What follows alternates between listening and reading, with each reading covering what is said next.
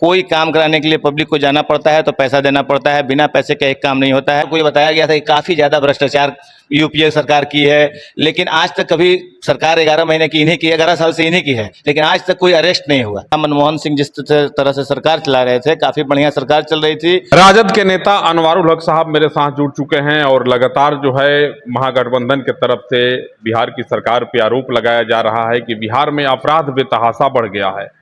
केंद्र की सरकार जो है महंगाई को नियंत्रित करने में लगातार विफल हो रही है। तमाम बिंदुओं पर चर्चा करेंगे। अनवारुल हक साहब राजद के एक बड़े पुराने साथी हैं और बड़हरिया विधानसभा क्षेत्र के राष्ट्रीय जनता दल के संभावित प्रत्याशी भी हैं। इनसे भी जानने का प्रयास करेंगे कि अपराध कैसे बढ़ गया और महंगाई बढ़ने का कारण क्या है।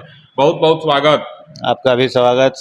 लगातार आपके नेता तेजस्वी जी, लालू जी, बड़े बड़े जो नेता हैं ट्वीट कर रहे हैं कि बिहार में महा जंगल राज चल रहा है, अपराध बढ़ गया है।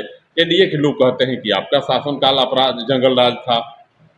जंगल राज वास्तव में है कौन, आपका शासन या फिर एनडीए का शासन? देखिए, वो लोग कहते हैं कि ये हमारी सरकार जो पहले थी वो जंगल राज थी और ये मंगल राज है। आप नेट पे सर्च करके देखिए कितना अपराध हुआ है। और इस तरह से तकरीबन मतलब आए दिन आप न्यूज़पेपर इसमें उठा के देखते होंगे, चारों तरफ हत्याएं, लूट खसोट, खून से सना रहता है और भ्रष्टाचार चरम सीमा पे है। आप देख लीजिए, आज किसी भी थाना में और कहीं आप चले जाइए काम कराने के लिए, यहाँ तक कि एक मामूली रसीद कटवाने के लिए आप जाइएगा, उसका भी फीस निर्धारित है। हर जगह ये लोग फीस निर्धारित कर दिए हैं। कोई काम कराने के लिए पब्लिक को जाना पड़ता है तो पैसा देना पड़ता है, बिना पैसे का एक काम नहीं होता है। अफसरशाही पूरी तरह से हावी है और भ्रष्टाचार में ये सरकार पूरी तरह से लिप्त हो चुकी है और काम भी कोई नहीं हो रहा है और क्राइम तो बेतहाशा बढ़ा हुआ है। महंगाई, जब मनमोहन सिंह जी प्रधानमंत्री थे तो आप देखे होंगे एनडीए के कई नेता, स्मृति ईरानी वगैरह लोग जो है प्याज का माला पहन के घूमते थे, गैस सिलेंडर लेके प्रदर्शन करते थे।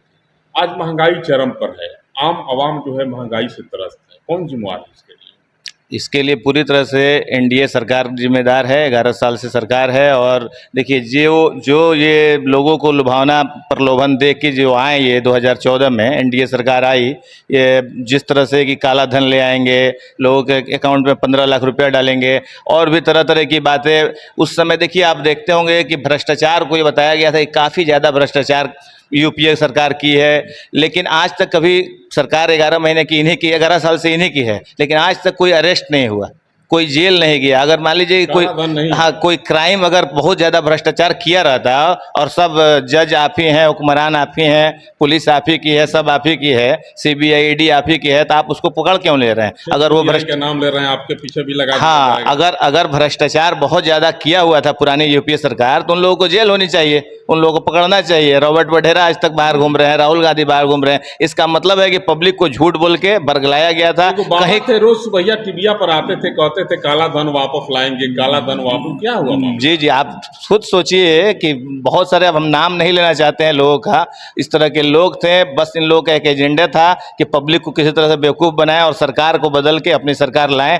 आप देखते होंगे कि जब पूरा दुनिया मैंने आर्थिक हालात से ख़त्म होने के कगार पे थी, बहुत सब देश में ये हो गए थे, तब भी इंडिया अपने जगह पे था। मनमोहन सिंह जिस तरह से सरकार चला रहे थे, काफ़ी बढ़िया सरकार चल रही थी और ये लोग गलत लोगों को कन्विंस करके, पब्लिक को गुमराह करके और ये लोग सरकार को बदलने का काम किया और उसके बाद ये लोग कोई काम नहीं किए हैं। महंगाई चरम पे है। आप देख लीजिए, तेल का दाम, पेट्रोल का दाम, सरसों तेल का दाम, गैस का दाम, हर चीज़ का दाम आसमान छू रहा है। महंगाई अपने चरम पे है।